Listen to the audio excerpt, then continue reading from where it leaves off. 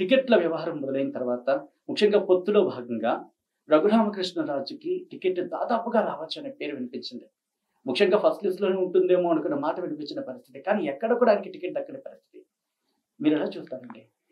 అంటే ఇప్పుడు ఆయన నేను చూసేది ఏముండదు. ఆయనే చూడాలి కదా! ఇప్పుడు హ్మ్. టికెట్ రానాయన ఏం చెప్పేది ముఖ్యం తప్ప నేను చెప్పేది ముఖ్యం కాదు. ఆయన ఏం చెప్తున్నాడు? భారతీయ జనతా పార్టీ పైన జగన్మోహన్ రెడ్డి ఇన్‌ఫ్లూయెన్స్ చేసి సోము వీర్రాజు ద్వారా నాకు టికెట్ ఇప్పియలేదు అని చెప్తున్నాడు. హ్మ్. అంటే బీజేపీ టీడీపీతో పొత్తులో ఉందా? వైసీపీతో పొత్తులో ఉందా అనేది ఇప్పుడు ప్రశ్న.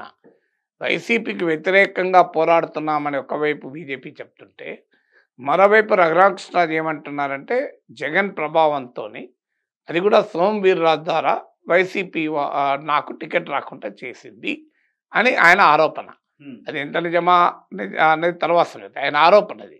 సో భారతీయ జనతా పార్టీ కన్విన్సింగ్‌గా ఎందుకు ఇవ్వలేదు అనేది బీజేపీ, టీడీపీ చెప్పలేకపోతుంది. హ్మ్. ఎందుకంటే ఈ కూటమి జగన్‌ను ఓడించడమే తమ లక్ష్యము. జగన్ సంగతి తేలుస్తాం అని కూటమి కట్టారు.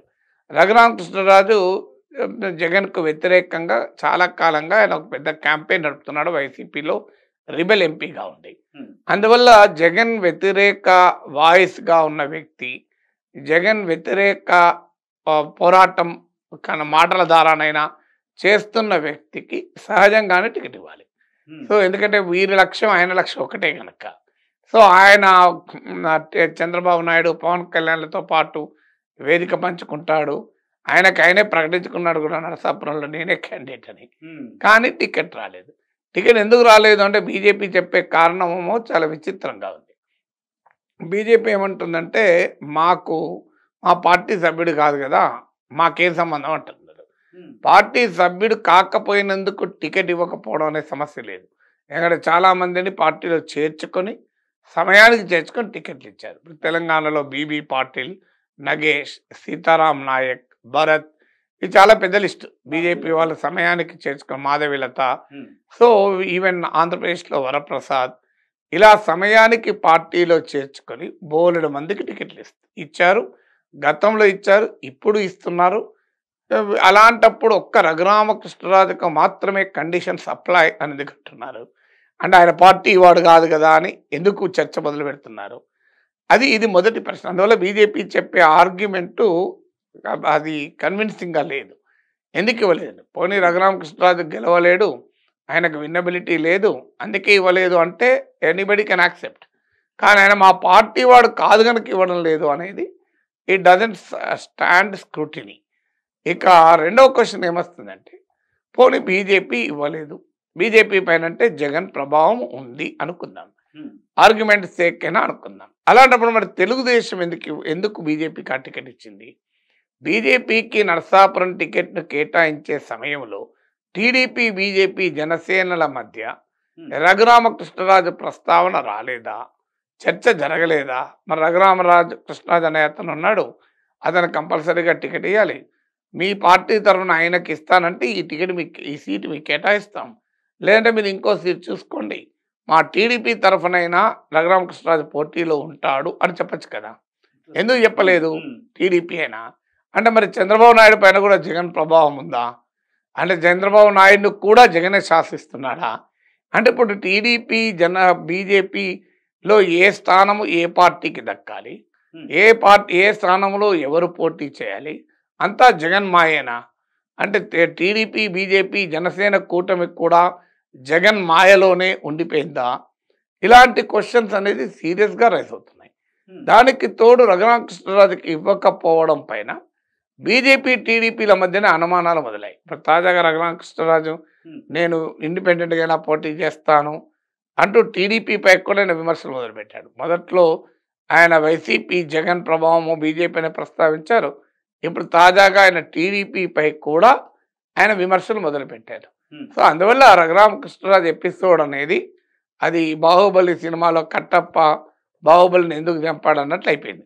రఘురామకృష్ణరాజుకి ఎందుకు సీట్ ఇవ్వలేదు అన్నది.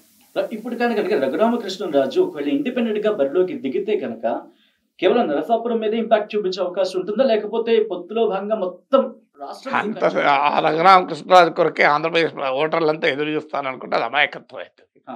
సో రఘురామకృష్ణరాజు నరసాపురంలో కూడా ఎంత ప్రభావం చూపుతాడన్నది చూడాలి. వ్యక్తిగతంగా ఆయనకున్న ఇన్ఫ్లుయెన్స్ ఎంత అనేది అంచనా వేయాలి. సాధారణంగా మన దేశంలో ప్రజలు పార్టీలను చూసి ఓట్లేస్తుంటారు వ్యక్తులను చూసి కన్నా. కొంతమంది మాత్రమే వ్యక్తులుగా ప్రభావం చూపుతూ ఉంటారు. సో ఇండిపెండెంట్లుగా పోటీ చేసి ప్రభావం చూపే వాళ్ళు చాలా చాలా కొద్ది మంది ఉంటారు. సో అందులో ఆయన పార్టీలో సొంత పార్టీలో రిబెల్గా ఉంటే పార్టీ యంత్రాంగంలో ఒక మేజర్ సెక్షన్ ఆయనతో వస్తే అది వేరే విషయం. ఇప్పుడు ఆయనతో వైసీపీ సెక్షన్ ఏమీ రాలేదు, టీడీపీ బీజేపీ సెక్షన్ ఏమీ లేదు. అందువల్ల నరసాపురంలో ఆయన పోటీ చేస్తాడనేది క్వశ్చన్ మార్కే. పోటీ చేస్తే నరసాపురంలోనే ప్రభావం చూపుతాడనేది అనుమానమే. అలాంటప్పుడు రాష్ట్రం అంతా రఘురామకృష్ణరాజు ఎపిసోడ్ ప్రభావం ఉంటుందంటే అది అమాయకత్వమే అవుతుంది. అలాగే అసంతృప్తుల గురించి మాట్లాడుకున్నప్పుడు నాగేశ్వర్ గారు ఇటు వైసీపీలో అసంతృప్తులు దాదాపు చల్లారిపోయిన పరిస్థితి కనిపిస్తుంది. కానీ పొత్తులో భాగంగా వీళ్ళకి ఇంకా అసంతృప్తుల విషయంలో ఇంకా కంటిన్యూ అవుతున్న పరిస్థితి కనిపిస్తుంది. అంటే ఎవరి వ్యూహాలు ఫలించారు? అంటే జగన్మోహన్ రెడ్డి వ్యూహాత్మకంగా ఏం చేశారంటే చాలా ముందుగా అభ్యర్థుల్ని మీద ఎక్సైజ్ మొదలుపెట్టారు. ఎందుకంటే ఆయన ఒకే పార్టీ గనక, ఆయనే నాయకుడు గనక ఆయన ఇంకే పార్టీతో చర్చించేది లేదు, ఏ నాయకుడిని ఒప్పించేది లేదు. సో అందువల్ల ఆయనకు చాలా సులభంగా ముందే 151 మంది ఎమ్మెల్యేలు ఉన్నారు.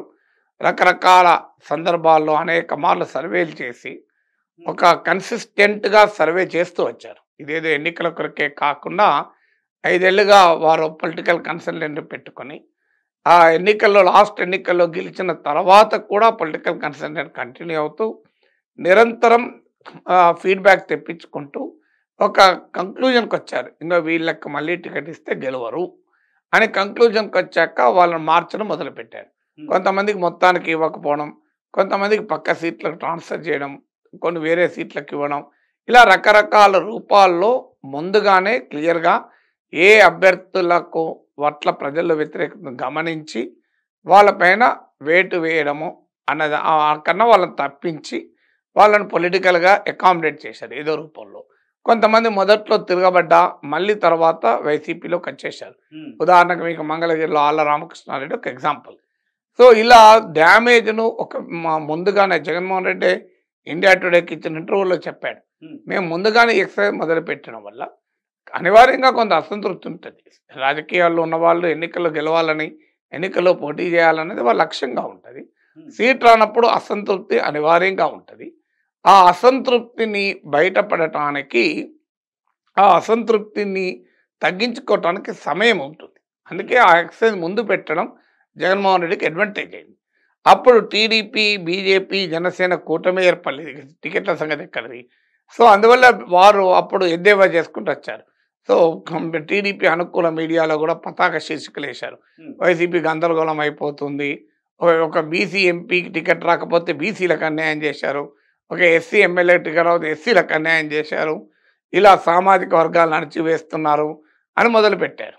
సో ఈ మొదలుపెట్టిన తర్వాత అది కూడా ఆర్గ్యుమెంట్కు బేస్ లేదు. ఇప్పుడు కర్నూలు ఎంపీ పోతే బీసీకి అన్యాయం అయిందని, ఓ చిత్తూరు ఎమ్మెల్యే పోతే ఎస్సీకి అన్యాయం చేశారని. కానీ అక్కడ బీసీ ఎస్సీలో కన్నా కూడా వ్యక్తుల ఆధారంగా, వారి గెలుపు ఓటములపైన అంచనాల ఆధారంగా వైసీపీ వాళ్ళకు టికెట్లు ఇవ్వడము ఇవ్వకపోవడం అనేది నిర్ణయం తీసుకుంది. ఆ అంచనా కరెక్టా రాంగా అనే దానిపైన భిన్నాభిప్రాయం ఉండొచ్చు. అంచనా సరిగా చేశారా లేదా అని. సరిగా చేయకపోతే వాళ్ళే నష్టపోతారు, సరిగా చేస్తే లాభపడతారు. కానీ తిగడియని వారి కులాన్ని మొదలుపెట్టి ఇంకో అన్యాయం చేసిన ఆ కులానికి మొదలుపెట్టారు. కానీ రియాలిటీ ఏంటంటే ఒక్క కులం వల్లే కాదు, ఇప్పుడు